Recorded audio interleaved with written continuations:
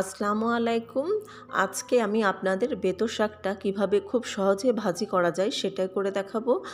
বেতো শাকটা শুধু শীতকালেই পাওয়া যায়, তাই আপনাদের যদি রেসিপি ভালো লেগে থাকে এই শীতকালে আপনারা বানিয়ে খেতে পারেন।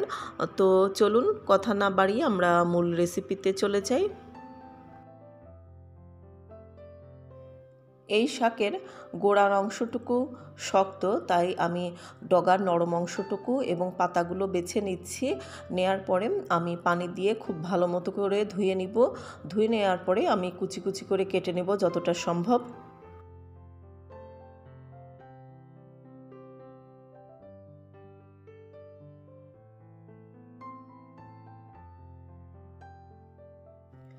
তারপর একটি চুলায় আমি প্যান বসিয়ে দিলাম। প্যানটা গরম হয়ে যাওয়ার পর আমি দিয়ে দিচ্ছি পরিমাণ মতো সয়াবিন তেল।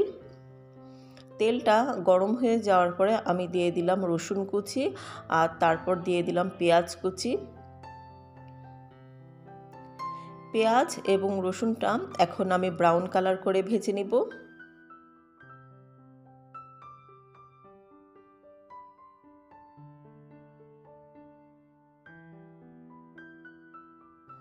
আপনারা দেখতেই পাচ্ছেন রসুন এবং পেঁয়াজটা ব্রাউন কালার হয়ে গেছে। এখন আমি আগে থেকে কিউব করে ছোট ছোট করে আলু কেটে রেখে দিয়েছিলাম, সেই আলুটা এবং কাঁচামরিচটা দিয়ে একটু নেড়েচেড়ে মিশিয়ে নিচ্ছি সব কিছু। তারপর আমি দিয়ে দিলাম স্বাদ মতো লবণ। এই শাকটা শুধু শুধু এমনি ভাজি করার চাইতে দেখা যায় যে একটু নতুন আলু কিংবা একটু সিম কিংবা ছোট ছোট করে অল্প একটু বেগুন কেটে দিয়ে ভাজি করলে খেতে বেশি মজা লাগে। আর এখন আমি কুচানো শাকটা দিয়ে দিচ্ছি। শাকটা দিয়ে দেওয়ার পর সব কিছু নেড়েচেড়ে মিশিয়ে নিয়ে আমি ঢাকনি দিয়ে ঢেকে দিব। এই শাকটা ভাজি করার সময় আমি কোনো রকম কোনো পানি দিব না।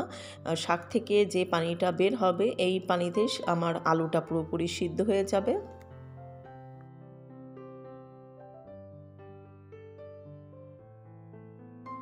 ফিরে এলাম কিছু সময় পরে। আপনারা দেখতে পাচ্ছেন যে শাক থেকে প্রচুর পানি বের হয়েছে। এখন আর শাকটা ঢেকে দিব না, আলগা রেখে দেব যেন পানিটা পুরোপুরি শুকিয়ে যায়। আর এই পানিতেই দেখা যাচ্ছে যে আলুটাও সিদ্ধ হয়ে যাবে, যেহেতু ছোট ছোট করে আমি আলু কেটে দিয়েছি।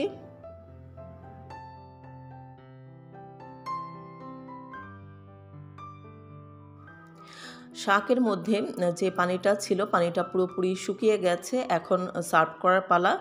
তো এই ছিল আমার আজকের রেসিপি। আমার পরবর্তী রেসিপি দেখার আমন্ত্রণ জানিয়ে আজ এখানেই বিদায় নিয়ে নিচ্ছি। আসসালামু আলাইকুম।